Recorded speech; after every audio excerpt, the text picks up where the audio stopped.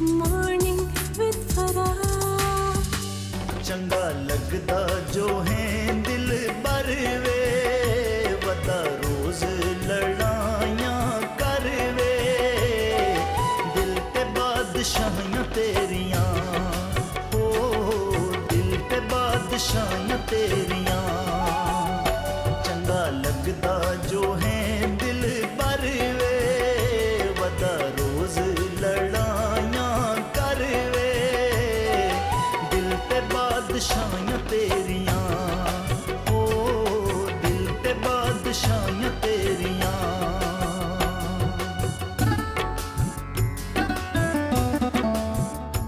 इसके बाद मेरा यही कहना बनता है कि समझ तो आप गए ही होंगे, इसलिए कि हमारे इस प्रोग्राम के थ्रू हमने हमेशा कोशिश की है कि हम अपने कल्चर को, अपने फोक म्यूज़िक को प्रमोट करें। और जब उसकी बात आती है तो मेरे बहुत फेवरेट आर्टिस्ट हैं, one of my favourite singer जिनको मैं हमेशा से सुनती चली आ रही हूँ और आपसे उनकी मुलाकात भी हम करवाते रहते हैं। अब फिर उनके बहुत सारे नए गाने आए हैं तो हमने सोचा उनसे मिलते हैं और वो गाने आपको सुनवाते हैं।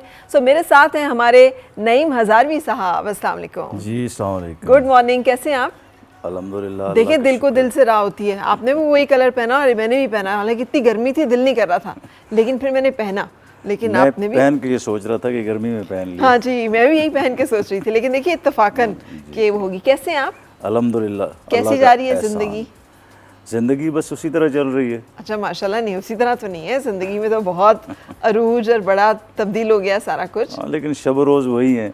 अच्छा, वो तो वही रहते हैं। वही तो वही। लेकिन नईम साहब बताइएगा, ये 92 में जब आपने गाना शुरू किया था और अब 2024 में ये जो एक सफ़र है, लंबा सफ़र है, सो इसमें क्या कुछ बदल गया है? वो तो अल्लाह का बड़ा एहसान है, उसके करम नवाजियाँ हैं। क्योंकि कई दफ़ा इस तरह होता है, जो उस ज़माने में जो मेरे साथ जो दोस्त थे तो वो मुझे, या जो मेरे अपने रिश्तेदार थे या इस तरह के जो लोग, तो वो मैं देखता हूँ कि वो बेचारे अभी उसी तरह की ज़िंदगी में हैं। और फिर बंदे को एहसास होता है कि मुझ पे अल्लाह का बहुत करम है, और फिर बंदा उसमें शुक्र भी अदा करता है कि उसका ये एहसान है। क्योंकि वो जिस साल में रखे, अगर उस साल में रखता तो उसकी मर्ज़ी जी। तो ये मेरे ख़्याल में उसका बहुत बड़ा मुझ पे एहसान है कि उसने मुझे बड़े अच्छे हाल में रखा है। ये तो इसमें तो ये ज़ाहिर है, शुक्र है उसका।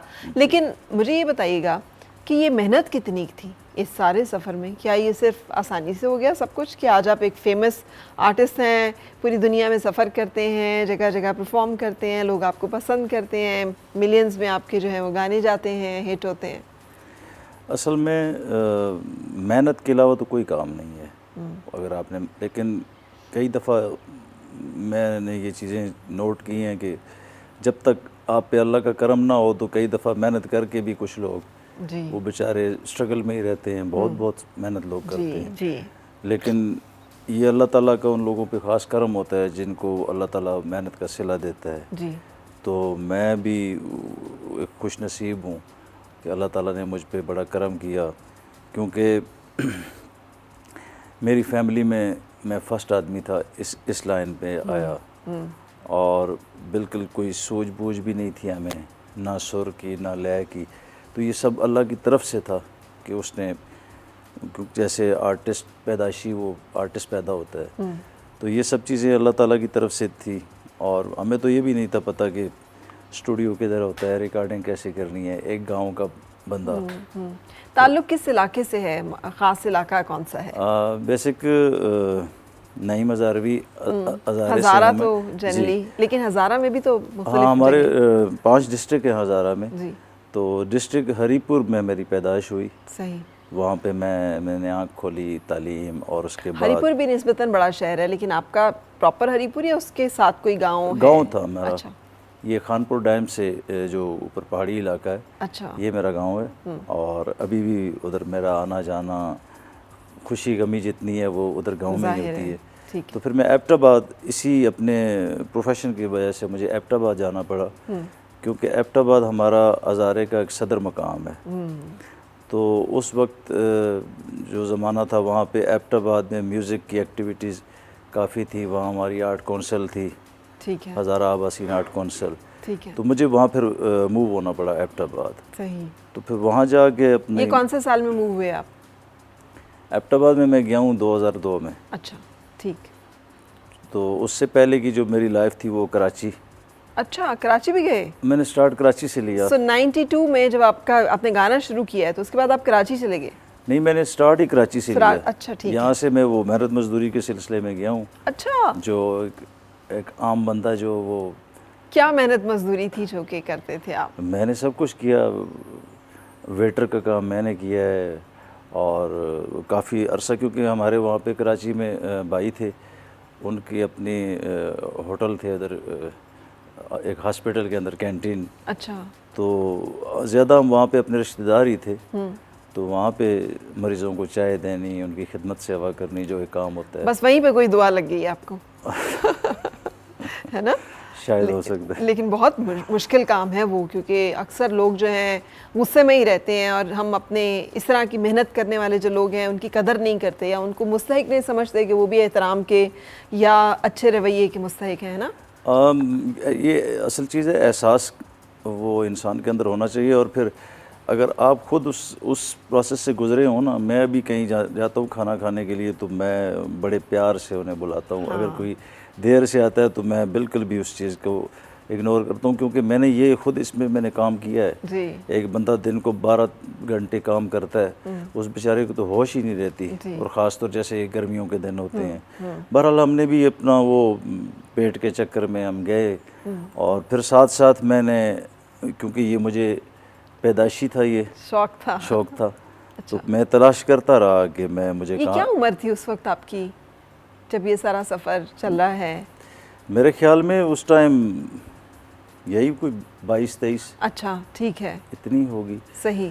तो फिर मैं साथ साथ मुझे वहाँ पे एक हमारे थे IMC एक म्यूज़िक कंपनी थी, तो उनसे मेरा कॉन्ट्रैक्ट हुआ। अच्छा। मैंने कॉन्टैक्ट किया उन्हें। वहाँ तक कैसे पहुँच गए आप?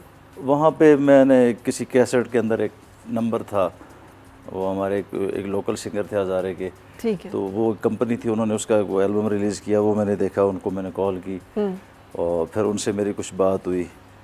फिर उन्होंने मुझे कलाम दिया कि आप ये याद करें, और फिर ये 92 में फिर वो पहली उस टाइम ये भी था कि डायरेक्ट रिकॉर्डिंग होती थी, ये ट्रैक वगैरह ये नहीं था कि आप भूल गए और जी दोबारा से हो जाएगा। शुरू से अगर आपने करना है, और उस टाइम गाने भी बड़े लंबे लंबे होते थे।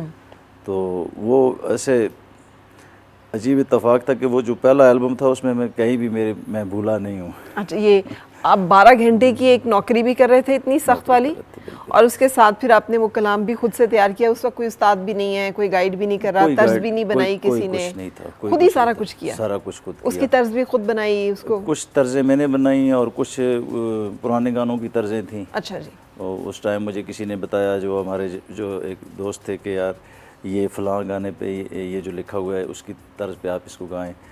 तो वो मेरे लिए, क्योंकि फर्स्ट था हमारे मेरी फैमिली में तो कोई था नहीं कि जो मुझे गाइडलाइन देता। हाँ, ये है कि मुझे मेरे वालिद साहब ने बड़ी सपोर्ट की, बल्कि वो मेरी पहली जो रिकॉर्डिंग थी वो उसमें वो मेरे साथ थे। ये जिस रिकॉर्डिंग का आप जिक्र कर रहे हैं कराची में, जो पहली रिकॉर्डिंग थी। अच्छा। तो उनकी तरफ से मुझे सपोर्ट थी, और जो मेरी वालदा का जो ख़ानदान था उधर से शदीद मुखालफत थी। अच्छा, ये अनयूजुअल है वैसे, यूजुअली वालदा सपोर्ट कर रही होती हैं और वालिद जो है वो सख्ती कर रहे होते हैं। वो मेरे मामू इमाम मस्जिद भी हैं। अच्छा। 3 मामू थे। हाँ। तो फिर उनका एक अपना वो सिलसिला था, और ये वो आग और पानी वाला एक मसला था। अच्छा। तो वो काफ़ी अर्सा मुझसे नाराज़ भी रहे। हाँ।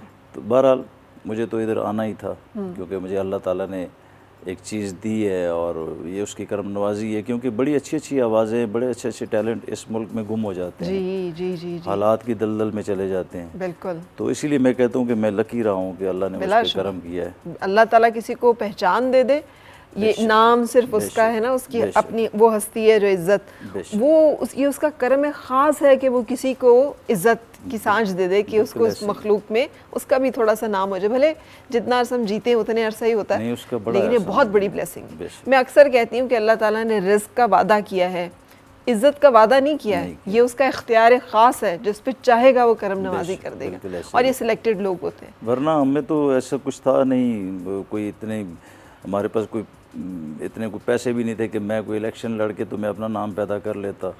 हम तो नॉर्मल लोग, या बहुत सारे पैसे लगा के वीडियो बना लेते, हाँ बना जैसे लेते। आजकल नहीं होता नहीं, है। हमारे पास तो उस टाइम खाने के लिए कुछ नहीं था। अच्छा अच्छा, तो ये जो पहला गाना रिकॉर्ड हुआ ये क्या था? वो उस वक्त के हिसाब से वो कुछ क्योंकि हज़ारे में हमारे जो ये माइये टप्पे चलते हैं, ठीक, तो वो कुछ माइये थे। याद है? हाँ हाँ, वो कुछ चीज़ें मुझे अभी उसकी हैं। कोई एक छोटा सा वैसे ही गुनगुना दें लाइव। उस टाइम एक और था कि सोनिया अखियां वालिया तू सोना है, सोनिया अखियां वालिया तू सोना है, तेरे जिया कोई नहीं होर जग ते होना है, तेरे जिया कोई नहीं होर जग ते होना है। कुछ इसी तरह की बोलियां थीं। और मेरे साथ वो हमारा एक फ़ीमेल आर्टिस्ट थी, अब अल्लाह उन्हें सलामत रखे अगर वो हैं तो, क्योंकि उस टाइम मैं छोटा था, वो सीनियर थी। हाँ वो थी। तो वो हमारा एक वो जूट कैसेट था। ठीक है, तो वो ये पूरा कैसेट आपका रिकॉर्ड हुआ? पूरा एल्बम था एक। अच्छा। तो उन्होंने रिलीज़ किया फिर, लेकिन वो उस टाइम इतना वो नहीं चला, थोड़ा बहुत, क्योंकि पैसे कितने मिले थे पहले एल्बम? पैसे मैंने खुद दिए थे उस वक्त। अच्छा 2500 रुपया उन्होंने मुझसे लिया था। अच्छा। वो सारा जो खर्चा होता है उसका, मेरा ख्याल आपने तो कोई 2-3 महीने की कमाई जमा करके दे दी होंगी। मुझे अब्बू ने पैसे दिए थे। अच्छा। मेरे पास तो नहीं थे। हाँ। तो उन्होंने मुझे दिए कि ये आप करो, और उनकी दुआओं की वजह से और अल्लाह का करम हुआ है और मैं इधर आया हूँ, वरना मेरे आने के हालात नहीं थे। जाहिर है ये स्ट्रगल, एक बंदे के पास है ही कुछ नहीं, वो जैसे एक बंदा स्कूल से जाता है और वो कुछ कमाई करने के लिए, तो लेकिन ये है कि मैं पूरी रात, मुझे अभी भी याद है, जो मेरे साथ दूसरे दोस्त जो काम करते थे हम, तो मैं दिन को काम करता था, रात को मैं, वो एक हमारा क्वार्टर था उसके अंदर वो सोते थे क्योंकि उन्होंने सुबह ड्यूटी करनी, तो मैं बाहर बैठ जाता था एक बल्ब जला के। अच्छा। तो मैं लिखता रहता था। तो कई दफ़ा वो सुबह उठते थे कि कहते यार तुम सोए नहीं हो। हाँ। मैंने कहा यार मैं नहीं सोया। कहते यार सो जाओ, पागल हो जाओगे दिन रात जाग के। तो मैं कहता था यार मेरा दिल नहीं करता कि मैं सारी ज़िंदगी चाय बेचूं।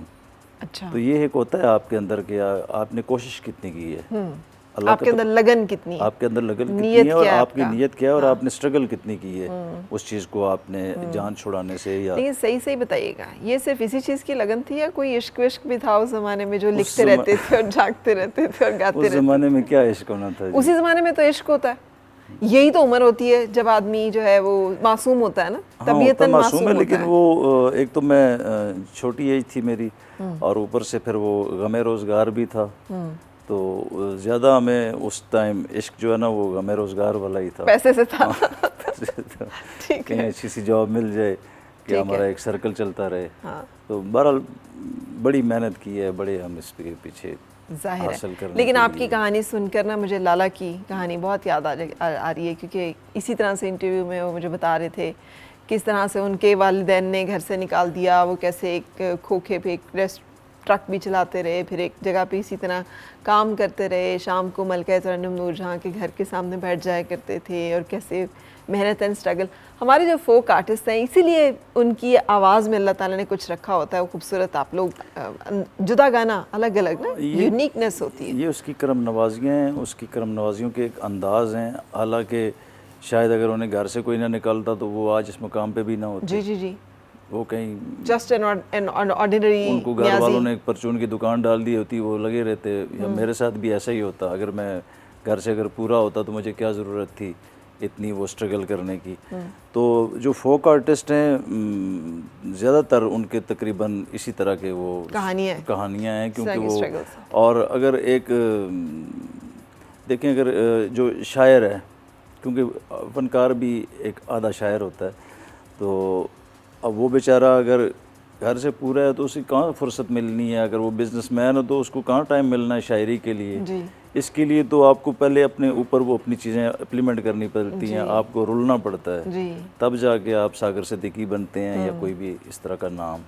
तो ये उसके कर्म की एक वो तरीके हैं कि वो उस रगड़ाई के एक प्रोसेस से गुजारता है ताकि हीरे में वो चमक आ जाए। बिल्कुल, क्योंकि आप वो कुंदन बनने के लिए आग में जलना पड़ता है। बिल्कुल। तो ये इस तरह की चीज़ें। अच्छा, कभी मायूस हुए, बददिल हुए इस सारे मेहनत, स्ट्रगल, हाँ जी, ये इतनी सख्त ज़िंदगी है। हाँ, इस तरह था कि जब मैं एबटाबाद में था तो मैं वो कर के मेहनत, रियाजत, तो उस तरह का नहीं चल रहा था। हज़ारे में था एक थोड़ा बहुत हमारा काम, बस पेट उससे चल रहा था। तो मैं एक टाइम ऐसा आया कि मैं मायूस हो गया।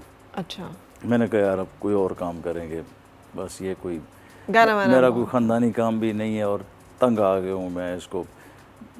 अपने रिश्तेदारों की बातें सुन सुन के भी कई दफ़ा अगर कुछ आपके पास ना हो, घर वाले भी बातें सुनाते हैं, जी बिल्कुल सुनाते हैं। तो मैं तंग पड़ गया और मैंने अपने दिल में मैंने अल्लाह से मैंने कहा अगर मैं अब ये कोई उस महीना तो मुझे नहीं याद, और लेकिन कोई 20 तारीख थी उस किसी महीने की भी, तो मैंने कहा मैं इस 30 तक अल्लाह ताला मैं देखता हूँ, अगर मेरे ऊपर कुछ मेहरबानी फरमाते हैं ठीक है, नहीं तो मेरी मर्ज़ी थी कि वहाँ पे मैं कुछ 2-3 साफ़ी दोस्त थे वहाँ, उनको बुलाऊँगा और मैं खैराबाद कहूँगा इस फील्ड को। अच्छा, तो वो अल्लाह ताला का करम ये था कि उस 30 से पहले ही मेरे कोई 3-4 शोज़ लग गए, अच्छा, अच्छे शोज़ लगे हैं, जिससे मुझे अच्छी अर्निंग हो गई, और फिर मैंने वो अपना फ़ैसला डिले कर दिया तर्क कर दिया कि ये तो अल्लाह ताला ने करम नवाजी कर दी है। हाँ, फिर मैं कभी कभी सोचता हूँ कि ठीक है, वो उसकी ज़ात भी राज़ी थी इसी चीज़ में, जी, वरना मेरा ये वो हतमी फ़ैसला था कि मैं बस इसके बाद कोई और काम कर लूँगा, ये काम फिर मैं नहीं गाऊंगा नहीं। चले जी, लेकिन आज हमने दावत दी है, बहुत सारे नए गाने आए हैं इनके, तो ब्रेक के लिए जा रहे हैं हम। ब्रेक से जब वापस आएंगे तो मैं आपसे दरख्वास्त करूंगी कि हम शुरू ही आपके लेटेस्ट सॉन्ग से करें जो कि आपने रिलीज़ किया है अभी, सुरमा। जी, सुरमा। सुरमा, ये किसका सुरमा है? ये सुरमा किसी का भी है, नहीं, आपने भी लगाया हुआ। महबूब का आंखों का सुरमा भी मतलब अच्छा लगता है, ये मेरे ख्याल उसी तरह का सुरमा है। हाँ, सुरमा वही। अब ये ना कहिएगा कि आपने ज़िंदगी में कभी इश्क, प्यार, मोहब्बत नहीं किया। म्यूज़िक से बहुत किया है नहीं, मैंने। म्यूज़िक के अलावा, म्यूज़िक से तो मतलब लगन होती है, वो प्यार नहीं होता। हाँ, नहीं, वो मैं अपने बच्चों की माँ से बहुत करता हूँ। यही बात हुई ना, बिल्कुल। लेकिन किया है ज़िंदगी में, वालिदैन जो भी आपने इस फीलिंग को, इमोशनल इस स्टेट को फील किया कि जब इंसान किसी की खातिर कुछ भी करने के लिए तैयार होता है। That's good. सो हम एक ब्रेक के लिए रुकेंगे और ब्रेक के बाद फिर आपसे मिल रहे हैं। और मिलके गुनगुनाए हैं गुमशुदा जो खुशियाँ।